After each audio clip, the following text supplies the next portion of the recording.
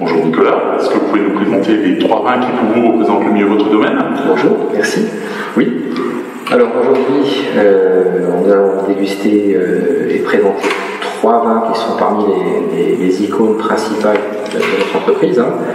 On va goûter d'abord un crément, ensuite on dégustera un pinot gris d'une sélection de terroirs à laquelle on tient beaucoup, et enfin on aura un Riesling, qui est un Riesling grand cru, qui est issu du Grand Cru Florimond, qui est le Grand Cru de Ingersoll.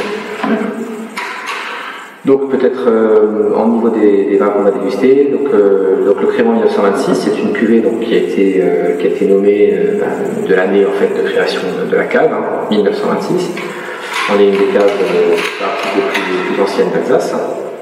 Et en fait, cette cuvée, on compte beaucoup pour nous parce qu'elle a été mise au point par mon prédécesseur il y a une bonne dizaine d'années. Et c'est une cuvée pour laquelle on veut vraiment que ce soit un vin dans le style un petit peu champagne. Je ne sais pas si on peut dire le mot comme ça dans tout le monde, mais on essaie de travailler autant les créments d'Alsace classique, ce sont des vins qui sont sur la fraîcheur, sur l'ouverture, sur le côté très floral, facile à boire. Autant cette cuvée-là, ce qu'on cherche à faire, c'est vraiment de travailler sur la longueur, sur la durée de vie, l'élégance, et sur la vinosité du vin, ce qu'on n'a pas forcément sur les créments les plus simples. Et donc sur ce caractère, sur ce crément-là, au départ, c'est une sélection de cuvées. Alors ce millésime, enfin cette bouteille précisément, c'est un assemblage de millésime 2015 qu'on a mis en bouteille en 2016. Donc ça c'est, moi je suis arrivé en 2015, donc c'est mon premier petit bébé. Donc millésime 2015, mis en bouteille en 2016 et donc en vente aujourd'hui en 2019. Donc cela montre déjà qu'on a 3 ans d'élevage sur latte avant la commercialisation.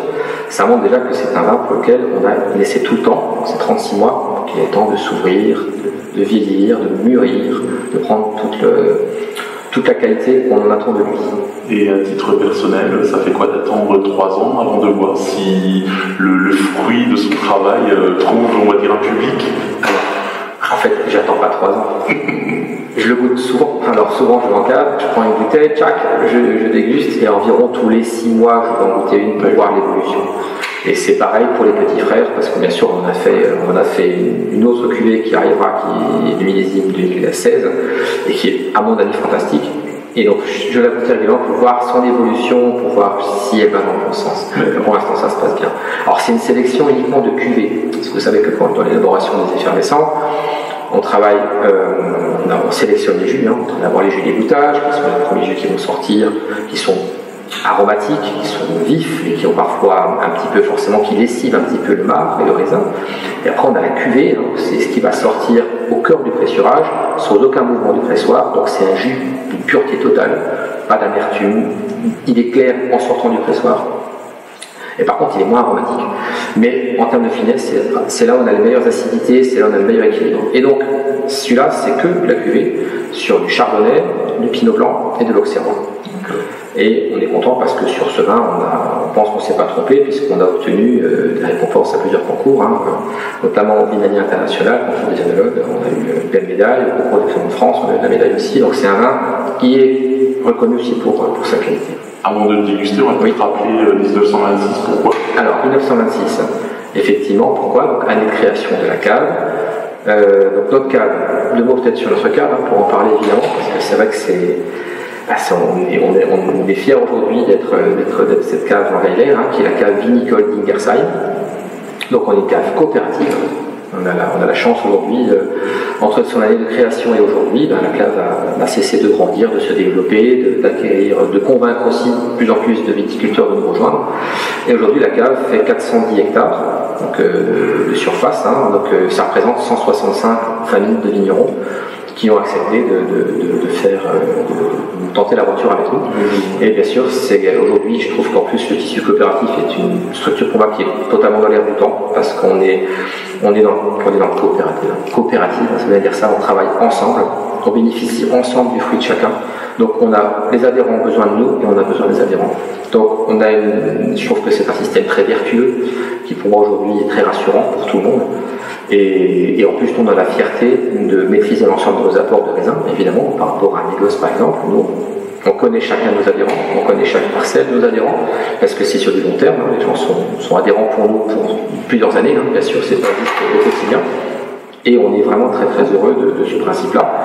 Et c'est quelque chose qui se pérennise dans le temps. Et donc la cave, aujourd'hui, nous avons la majeure partie de nos adhérents sont situés dans les villages alentours, hein, sur Egersheim, Katzenthal, Niedermorschwihr, beaucoup les plus extrêmes. Alors, les plus extrêmes, les vignes les plus extrêmes, on en a au nord qui sont sur Zellenberg, et ça va encore, hein, c'est pas trop loin.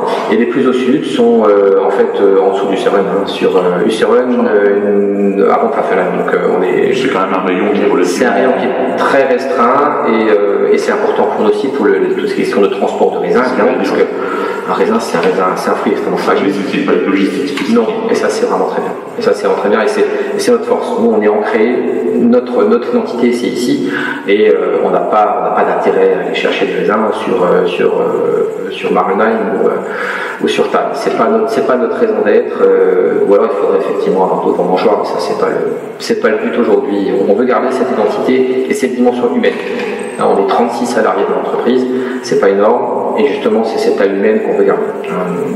On connaît chacun de nos adhérents, justement on peut le faire que quand on n'est pas trop grand. Donc aujourd'hui la cave en produit à peu près 4 millions de bouteilles par an, dont 4 millions 200 000 dans les derniers chiffres, 1 million de cols de crément et le reste en vin tranquille. Un quart quand même. Oui, un quart de crément. Ouais. Un quart de crément. C'est la tendance actuelle.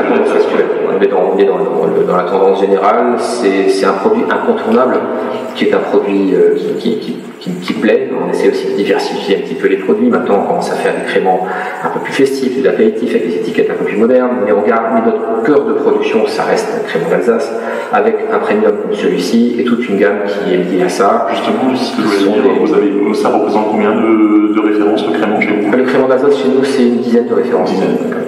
C'est une dizaine de références avec un rosé, un blanc de noir, un 100% Riesling, et ensuite plusieurs qualités sur des assemblages classiques, sur les cépages qu'on a sur le crément, c'est-à-dire auxerrois, chardonnay, pinot blanc regroupés, et sur différentes qualités d'assemblage, et qui donneront notre cuvée Prestige, qui est notre crément le plus vendu. Hein. À lui seul, c'est un tiers des ventes, à lui tout seul, donc c'est quelque chose de très important. C'est un bon tiers, voire un quart, ça dépend des volumes qu'on fait. Et le reste, effectivement, c'est les créments bruts classiques, hein, en blanc, qui est vraiment le cœur même et l'essence même de ce qu'on fait. On a aussi une petite gamme Ice, parce que maintenant c'est un peu la mode actuellement. Voilà, mais ça reste anecdotique aussi pour qu'on puisse ne pas décevoir nos clients qui en attendent, donc on en a fait.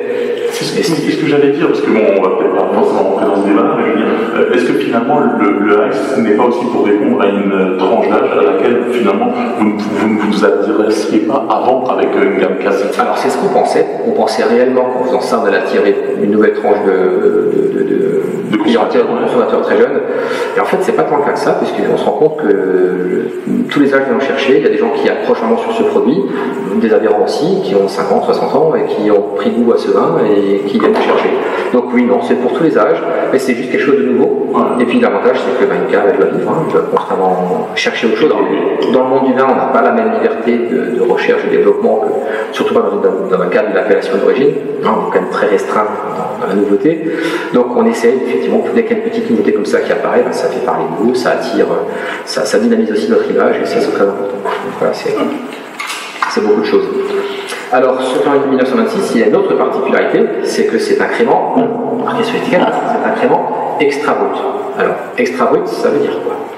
Ça veut dire en fait que c'est un crément pour lequel on ne met pratiquement pas de sucre dans la liqueur d'expédition. L'intérêt, c'est parce qu'on fait ça uniquement pour les grands effervescents, où effectivement on va juger on a une telle matière au départ, une telle concentration liée au grand élevage qu'on a fait, bien sûr aussi à la belle sélection de raisins et surtout aussi de jus qu'on a fait, hein, puisqu'on est sur que de la cuvée. Ben là, on va pouvoir vraiment travailler sur l'élevage. Alors, une telle finesse aromatique et une telle finesse et une telle capacité des acidités à se fondre dans la masse du vin que le sucre n'est plus nécessaire. Il est juste là pour très légèrement donner une petite longueur supplémentaire, mais ce n'est pas ce qui ressort quand on a le vin en bouche. Le sucre n'est pas dominant. Ce qui est dominant vraiment, c'est l'équilibre, l'harmonie et la finesse. Et ça, c'est pour ça que c'est un crément extra brut. Et en général, c'est vrai que les meilleurs effervescents, c'est des effervescents qui sont peu dosés. C'est la règle. Donc là, celui-ci est dosé à 3 grammes. Donc c'est vraiment très peu. Donc je vais le mettre pour qu'on puisse faire plus ample connaissance.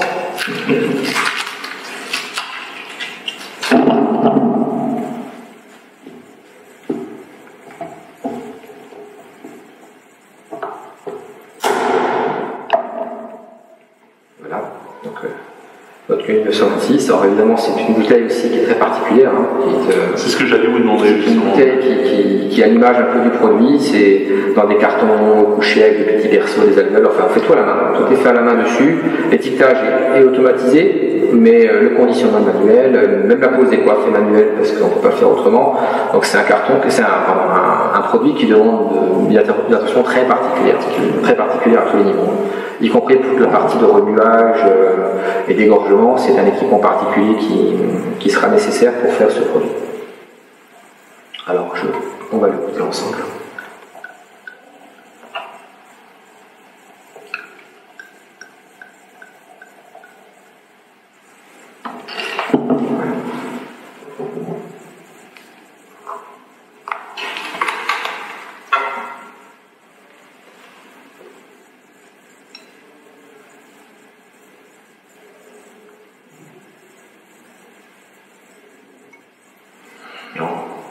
On a des bulles très fines, on le voit. Très belle couleur aussi. Très belle couleur, c'est un jaune doré qui est très élégant. Et en fait, surtout ce qui est très intéressant aussi à voir dessus, sur ce vin, c'est la finesse des bulles. Vous avez vu le cordon bulle qui remonte, c'est un cordon qui est très délicat, qui est très paresseux, mais par contre des bulles toutes petites, ça on voit très bien. Plus la bulle qui remonte du fond du verre est fine, plus l'élevage a été long. Et ça on le voit très très bien. Alors, ce qui ressort au premier nez, c'est ce côté très brioché, côté pain frais. Déjà on ne sent pas l'âge, c'est un vin effectivement qui est maintenant à 4 ans. On ne sent pas l'âge, il n'y a aucune marque d'évolution ni d'évolution, au contraire, c'est brioché, c'est frais, c'est bien ouvert. Et et plus on l'aère, plus on a ce côté brioché, un peu vineux, gourmand. On a l'impression de prendre une tranche de coulope là, qui sort du four, là, c'est super bon ça.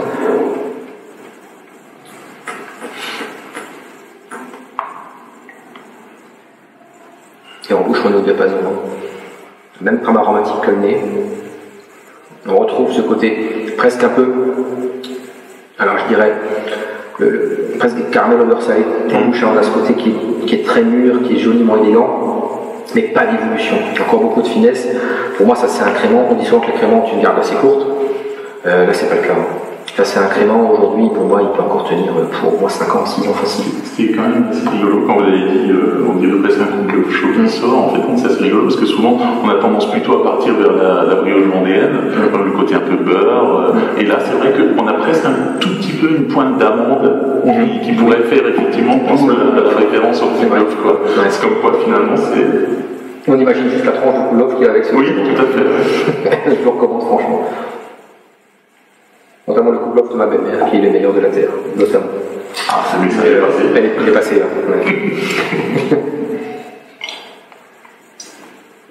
Donc non, c'est vraiment un produit, effectivement, on en est très fiers, et surtout, là aussi, ça montre aussi tout le travail qui est fait en amont, parce que forcément, derrière moi, il y a juste une équipage, une équipe en cave qui est passionnée. De toute façon, c'est un monde de passionnés. Et l'avantage d'une structure comme la nôtre, c'est qu'on a les moyens de faire plein de choses, mais on a la dimension pour rester passionné. Forcément, il y a une dimension industrielle, mais elle n'est pas énorme chez nous. Qui est inhérente à votre taille. Bien sûr. Mais en même temps, on a gardé quand même beaucoup de recettes humaine et passionnée. Et ça, pour nous, moi, c'est cette alchimie entre l'industriel et l'humain qui font la force d'une cave comme la nôtre. Voilà. Et je pense que on doit garder cette essence-là qui est notre force. Et oui, au niveau de la bouche, ça continue à pas évoluer. Hein,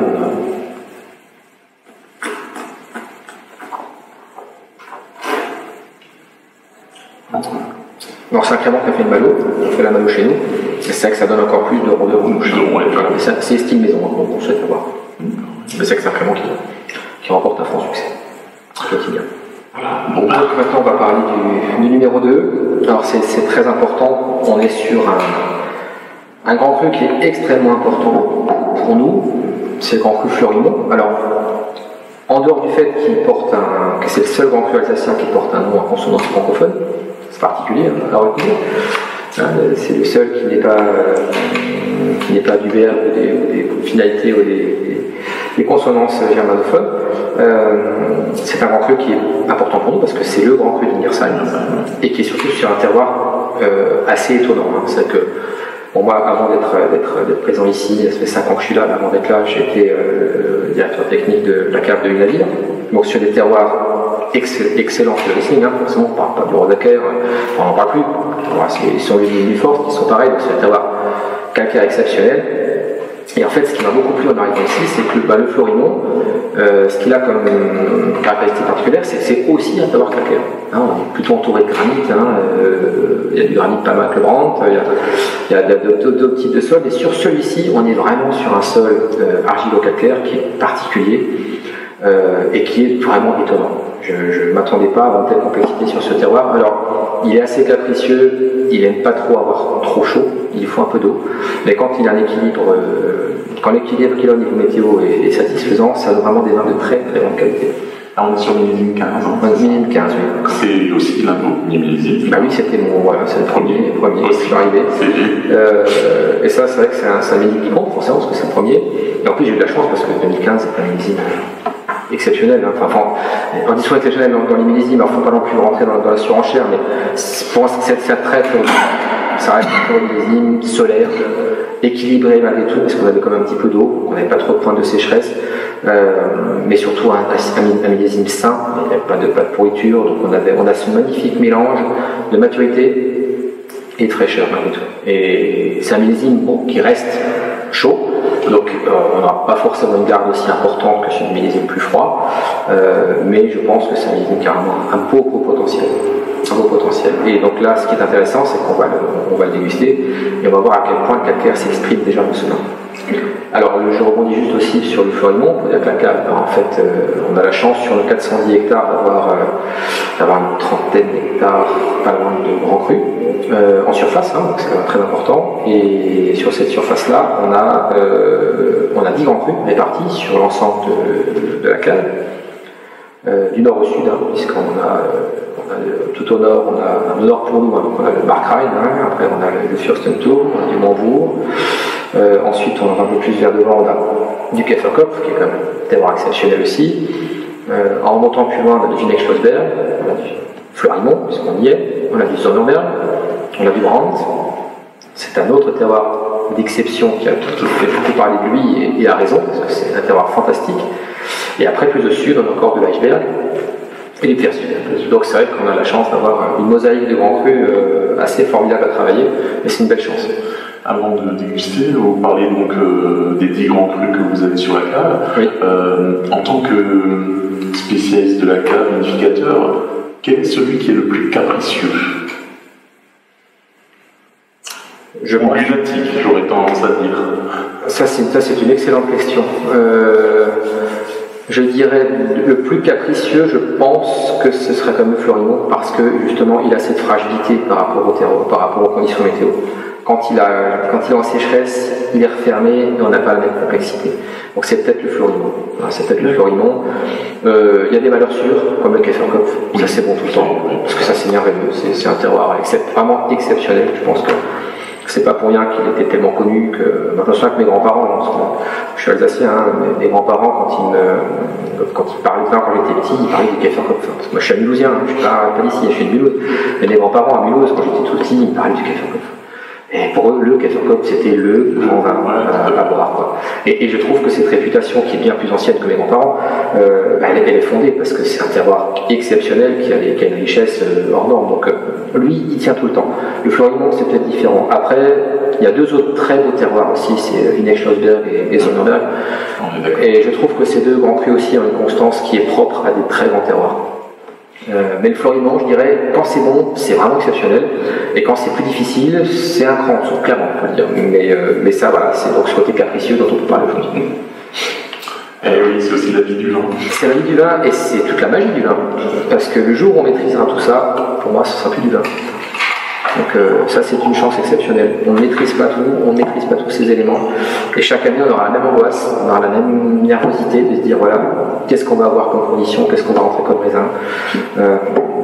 Déjà, tout le travail d'été qu'on fait, parce qu'on travaille beaucoup avec nos adhérents, évidemment, on va sur le terrain, on va les voir, on va voir nos parcelles, enfin leurs parcelles, pardon, c'est leur, c'est pas le mien, et tout ce travail-là, c'est un travail d'une année. Donc cette angoisse chaque année de se dire qu'est-ce qu'on va faire, qu'est-ce qu'on va avoir, c'est passionnant, c'est grisant, c'est stressant, mais c'est grisant.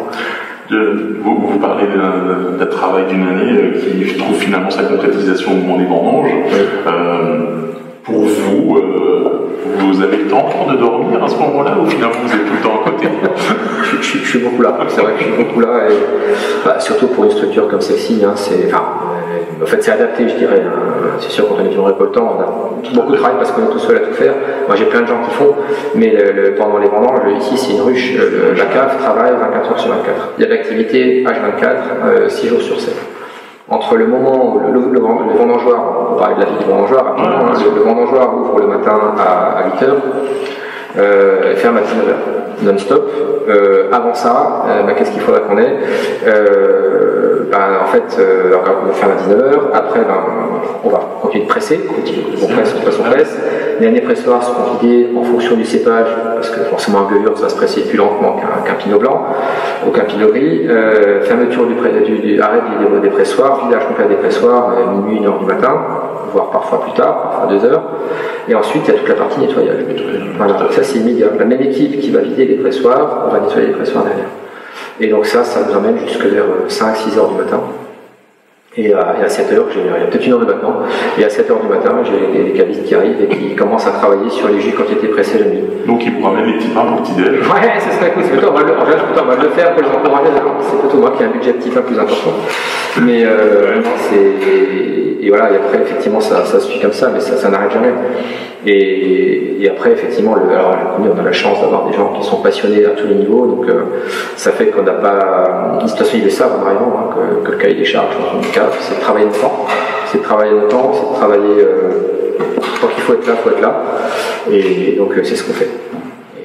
Mais c'est vrai que c'est un rythme de vie qui est particulier pendant les vendanges. On ne voit plus trop les enfants, on ne voit plus trop terre, mais bon, on le sait, c'est comme ça. C'est la consécration, voilà, quoi. Mais oui, et c'est tout ça. Et en plus, c'est ça qui est important aussi, c'est que plus vous faites du travail au vendange, en cave, sur les jus, plus vous travaillez le plus proprement possible, le plus rigoureux possible pendant les vendanges, c'est du temps gagné après.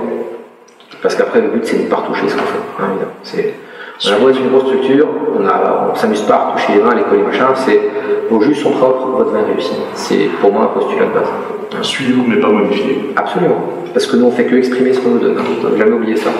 On dit souvent d'ailleurs, dans une cave coopérative, souvent que quand le vin est bon, c'est le travail des vignerons, et quand le vin est mauvais, c'est que le meuble a mal fait son travail. Mais c'est normal, ça fait partie du jeu. Alors ce Riesling, puisqu'on en parle, vous avez vu effectivement déjà la robe, on a une belle robe qui reste une robe de Riesling, c'est-à-dire on est sur un jaune pâle et des petits reflets or, presque un peu vert encore, hein. Donc c'est assez clair, hein, c'est assez léger, enfin c'est pâle, ce qui est normal pour un Riesling, en tout cas c'est ce qu'on en attend. On voit quand même qu'on a une super matière parce qu'on a quand même des larmes assez présentes, hein, donc ça prouve que c'était des petits rendements, que c'était une belle concentration. Ça était rentré à 13,5 de potentiel, ce qui est beau pour un Riesling, à des rendements qui étaient autour de 45 hecto-hectares, donc c'est quand même pas des gros rendements. Hein. Les adhérents savent faire attention dans les grands crus, hein, ils savent limiter l'apport de la vigne et surtout les équilibrer pour qu'on ait des raisins qui soient le plus équilibrés possible. Et ensuite, effectivement, ce qui est intéressant, bien sûr, c'est ce nez qui qui est magnifique, parce que là on a toute l'expression du parc Riesling qui évolue un petit peu. On a un côté citron confit, et en même temps, vous sentez ce deuxième point très important, le côté très minéral, presque pierre à fusil, et ça c'est vraiment typique. Encore sur la retenue, hein. Oui. On a vraiment une retenue, hein. On sent presque une timidité. Oui, tout à fait. Ouais. C'est encore timide pour l'instant au niveau du nez, mais surtout ce qui est intéressant, c'est que cette délicatesse est vraiment intéressante, parce que vous avez effectivement vraiment le calcaire qui s'exprime, ce côté très minéral, qui est très direct. Hein, sur un brand, on n'a pas la même évolution et je trouve expression en tout cas du côté minéral. C'est pas du tout la même chose. Et surtout c'est vivant effectivement au niveau du nez. Mais après, effectivement, ce que vous avez dit est juste, le Florimond n'est pas un grand cru exubérant. C'est un grand cru qui est sur la réserve, hein, comme souvent les terroirs calcaires. Le calcaire, c'est pas des terroirs où les vins sont exubérants. Écoutez, un rosacaire, c'est une finesse absolue, mais c'est pas une exubérance démesurée, par contre. Le Florimond, pour moi, c'est vraiment... C'était la découverte en arrivant, hein, parce que c'est un grand cru pour moi qui souffre d'une méconnaissance assez importante. Il n'y a pas beaucoup d'entreprises qui en font, hein. On est quelques-uns quand même à en faire des belles choses. Mais je trouve qu'il manque un peu de... Il est un peu écrasé par son voisin le Brandt. Il est écrasé par le Brandt. Je pense que par un autre voisin aussi, quand même, bien sûr, c'est Sommerberg. Sommerberg fait forcément aussi dedans. Et le Vinaigre aussi, parce que c'est des terroirs fantastiques. Et puis il y a des super vignerons aussi qui font tous ces terroirs-là. Et ce qui est moins le cas pour le Florimond, finalement. Le Florimond, il y a quelques très bons producteurs qui en font, mais il y a peut-être un peu moins de stars que sur le Sommerberg. Parce que la notoriété, malheureusement, se joue aussi là-dessus, pas que sur la qualité du vin. Mais heureusement, parce que le vin, c'est un produit d'homme, clairement, et on ne peut pas faire un vin, je ne vais pas rentrer dans le débat du vin naturel, parce qu'il y a des choses très bonnes dans le naturel, mais pas oublier effectivement qu'un vin, pour moi, c'est avant tout l'alchimie entre l'homme et la nature. Et c'est parce que si vous laissez faire un vin totalement naturel, c'est du vinaigre. Hein, ça ne faut jamais faire du vin. Vous pouvez prendre du raisin, le laisser dans un coin, ce sera jamais du vin. Il faut que le matériel, pour presser le raisin, protéger le jus, pas chimiquement, hein, juste physiquement, c'est-à-dire fermer correctement, mouiller la cuve, etc. Voilà, mais il faut que l'homme soit un petit peu là. Hein. On peut très bien effectivement vinifier sans sulfite, on fait plein de choses, ça c'est tout à fait d'accord, mais il faut quand même que l'homme soit là et qu'il réfléchisse à ce qu'il fait et qu'il aime ce qu'il fasse, surtout qu'il comprenne ce qu'il fasse. Et c'est ça qui est la force aussi dans le vin, c'est que vous avez autant, sur le même terroir, et c'est ça qui est fantastique, sur un même terroir donné, vous allez avoir 20 vignerons, 20 vins différents, si c'est le même cépage. Et ça c'est exceptionnel. Ça montre bien à quel point l'interaction homme, terroir, nature est indissociable. C'est sur les grands terroirs, par contre, avec le temps, on reconnaît que le terroir, quasiment plus la patte de l'homme. Ouais, ça c'est effectivement sur les grands terroirs et sur les évolutions plus longues. Parce que malgré tout, moi je trouve quand même que l'homme a sa petite part. Mais effectivement, le terroir très puissant prend le dessus, ça c'est sûr. Je suis tout à fait d'accord.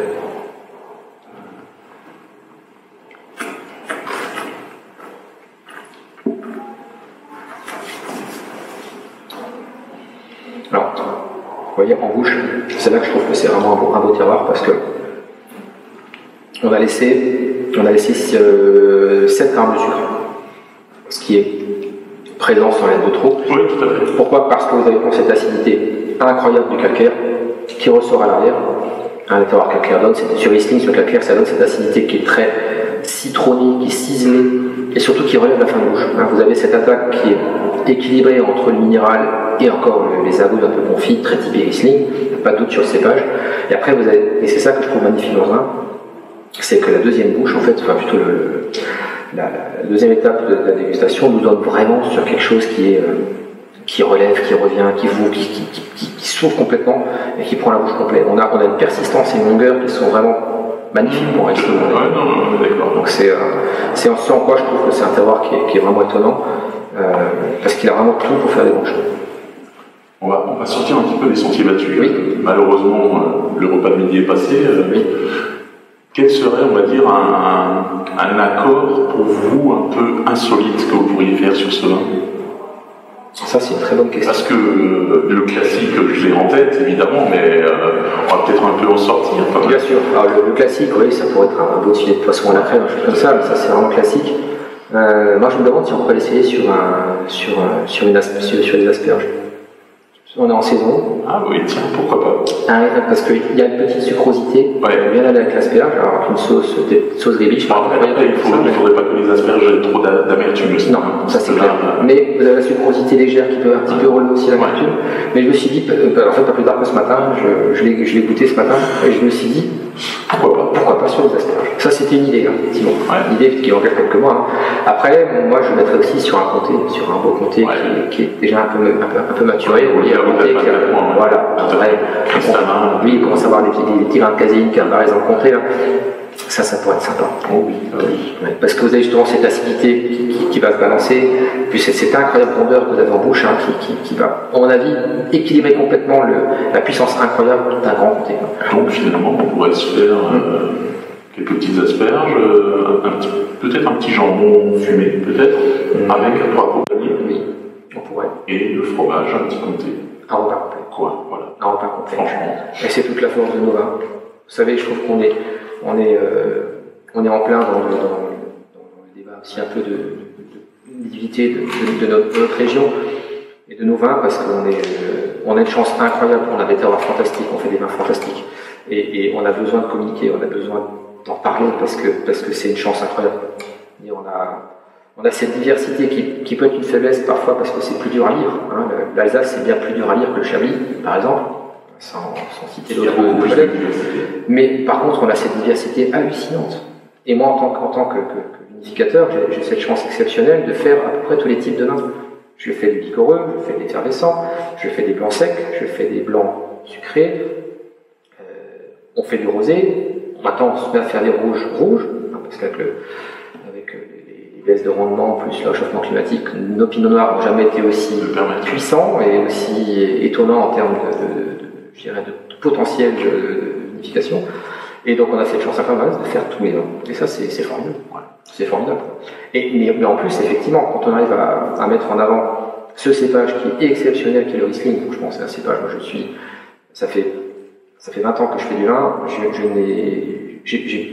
j'estime que j'ai même pas compris la moitié de ce que ce cépage peut nous donner en fonction justement des conditions de travail de l'homme, mais des conditions de terroir, des conditions du climat, et de ces variations incroyables que ce cépage aura en fonction de l'année, en fonction de tous les paramètres extérieurs qui vont influer sur lui. Et c'est fantastique. C'est vrai caméléon, ce cépage. Sur un terroir argileux, il va donner une certaine typicité, sur un terroir calcaire, il va donner tout à fait autre chose. Et ça, c'est exceptionnel. C'est le cépage qui permet, mais qui révèle au mieux le terroir, finalement. C'est vraiment à ce niveau-là. Je pense qu'on n'a pas mieux, quoi. Non, on n'a pas mieux. Et cette chance-là, je pense qu'il faut qu'on soit bien conscient, parce que parfois, peut-être qu'on oublie un peu. Et Riesling, pour moi, c'est un des plus grands vins blancs du monde. Sans être chauvin, hein, je pense vraiment que c'est un des plus grands vins blancs du monde. Et il doit être valorisé comme tel. C'est pas du chauvinisme, le fait de dire la vérité? Non, mais parce que, après forcément, c'est difficile d'être jugé parti, parce qu'on est dedans tous les jours, mais c'est vrai que quand j'ai beaucoup l'occasion, je voyage pas mal, forcément par mon métier, goûter aussi des vins, des très grands vins blancs d'ailleurs, il y a des choses magnifiques ailleurs, mais bon sang, je trouve qu'on n'a rien à envier à qui que ce soit par rapport à ce qu'on peut faire ici. C'est parti pour le troisième. Alors, c'est très important parce que là, on est avant de voir ce qu'il y a dedans, avant de déguster le contenu, on va voir le contenant, qui est une bouteille que vous ne trouverez que chez nous, parce que c'est un modèle déposé, un produit unique, qui est notre bouteille à facettes. Alors, c'est une bouteille qui nous permet de vraiment nous faire reconnaître assez facilement. C'est une très belle bouteille qui représente en fait les 12 mois du travail du vigneron, les 12 facettes, il y a 12 faces, donc comme autant de mois de travail pour le vigneron, il y a les 12 mois de l'année de la vigne, donc c'est très intéressant. Et on y destine une bonne partie de nos cuvées en fonction effectivement de différents choix, mais c'est une bouteille qu'on va réserver pour certains produits je dirais très iconiques, on va dire, de notre gamme. Voilà. C'est une bouteille qui est apparue à partir de quel moment? Alors c'est une bouteille qui a une trentaine d'années, à peu près, et elle va légèrement changer bientôt puisqu'on va la passer en brun, on va changer de couleur. Là elle est en vert pour l'instant, on va passer en brun dans les prochains temps pour la moderniser un peu parce qu'aujourd'hui c'est que le brun est plus, je dirais, au goût du jour, mais c'est une bouteille qui vit très bien avec le temps, je trouve, parce qu'elle n'a pas pris une naïne, elle réserve en plus, elle fait très flûte alsacienne et en même temps elle a cette élégance naturelle qui est très jolie. Donc on a un verrier qui a bien bossé pour nous. Et donc, maintenant on va parler du contenu.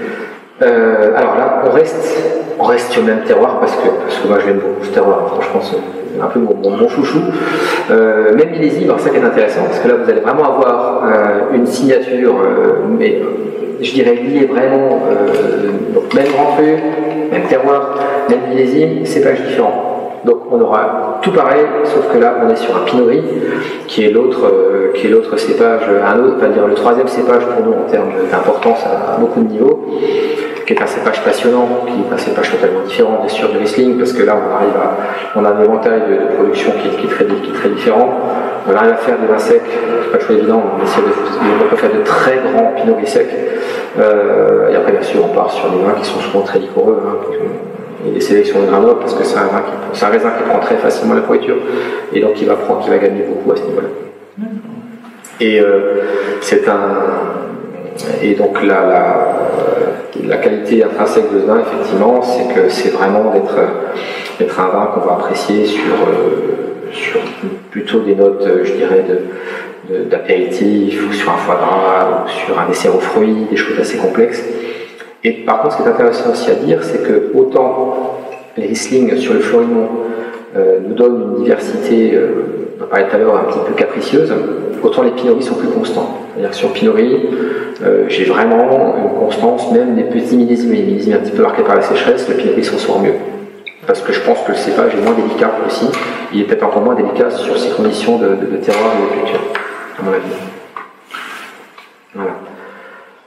Alors peut-être un petit mot aussi juste pour dire aussi, avant de déguster le vin, d'être dans l'endroit où on est ici, parce qu'on est dans une partie de la cave. C'est ce que j'allais dire. On est dans une partie de la cave très particulière, parce que c'est... qui est presque, on va dire, l'emblème de notre cave.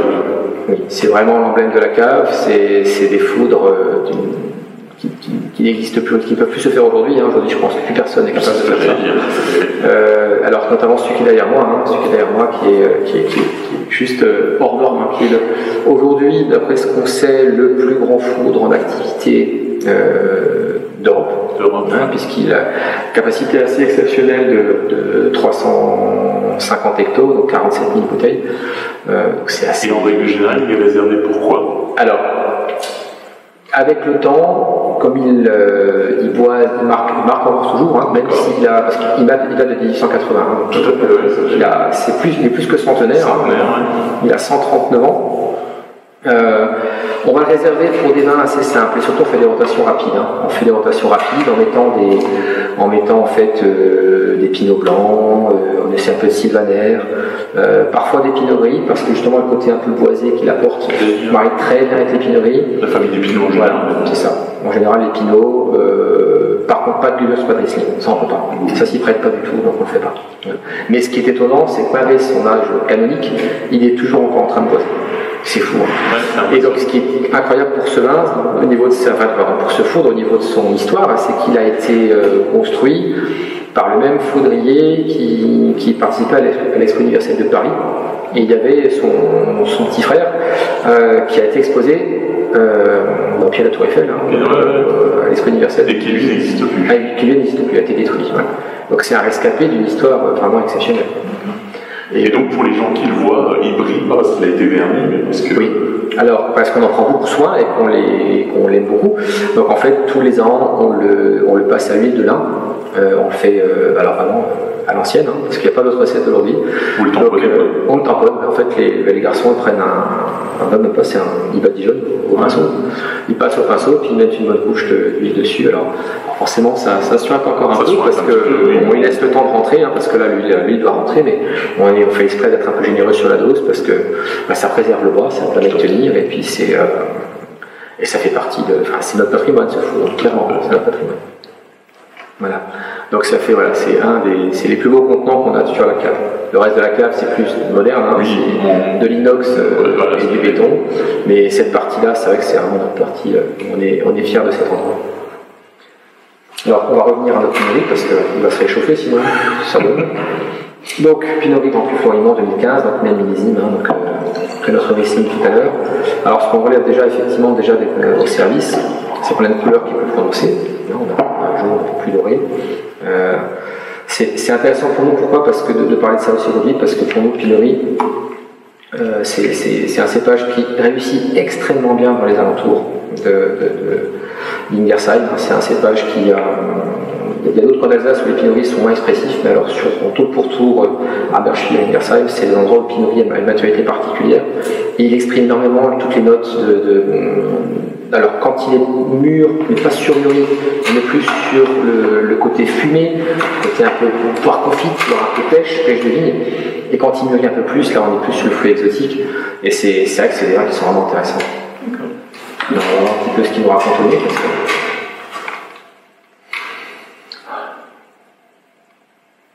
Alors vous avez remarqué, on a la même trame que le Riesling.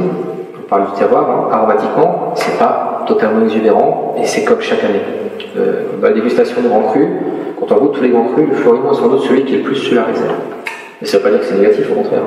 Mais par contre, c'est pour moi un de ceux qui a le potentiel de garde. Mais il a cette capacité justement à ne pas être exubérant.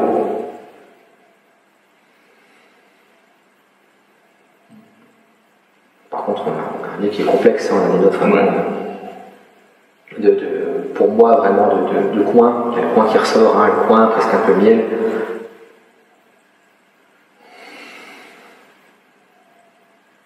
Petite note aussi pour moi de pêche de vigne qui ressort aussi, mais sur du fruit bien mûr. Pas d'évolution pour l'instant. La pêche, je l'avais eu, mais c'est vrai, plutôt sur quelque chose de mûr. Oui, c'est mûr plus.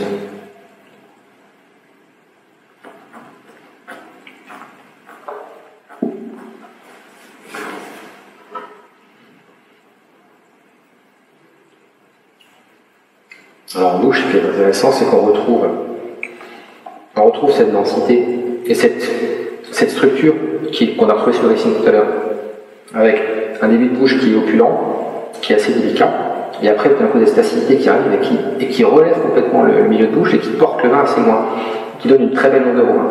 Et ça pour moi c'est vraiment typique du terroir. Franchement, c'est sûr que les grands terroirs marquent bien sûr plus que le cépage, plus que le cépage, parfois plus, mais c'est pas évident, ça c'est un gros débat. Mais en tout cas, ce qui est clair, c'est que le terroir a une empreinte énorme surtout, et là on le sent vraiment sur le cépage.